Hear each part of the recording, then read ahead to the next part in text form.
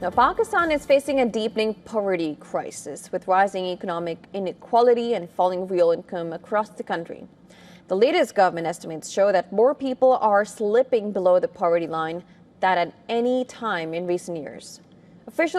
According to officials' estimates released by the Planning Ministry, Pakistan's national poverty rate has surged from 21.9% in 2018-2019 to nearly 28.9% in 2024-25. This is marking a sharp rise in the last 7 years.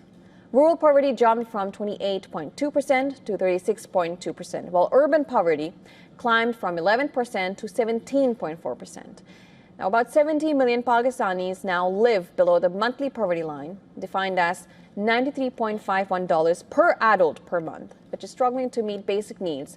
This increase in poverty reflects a real income drop of about 12% over these 7 years.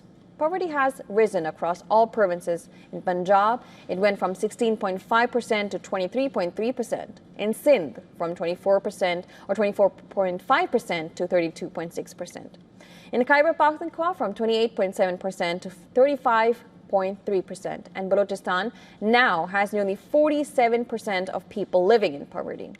Economic inequality is also climbing, a standard measure of income inequality, and has risen to 32.7%, which is the highest in almost 3 decades, showing a wider gap between rich and poor. Officials point to multiple factors behind the trend, including high inflation linked to global shocks, weak job creations, impact of COVID-19, climate disasters such as the devastating floods of 2022 and 2025, and structural policy challenges, including programs with the International Monetary Fund aimed at stabilizing the economy. The government says it has increased funding for the Benazir Income Support Program from $6.52 billion to $7.96 billion. But officials acknowledge that cash transfers alone are not enough. They're calling for export-led growth, stronger industrial performance, and job-creating policies to lift people out of poverty.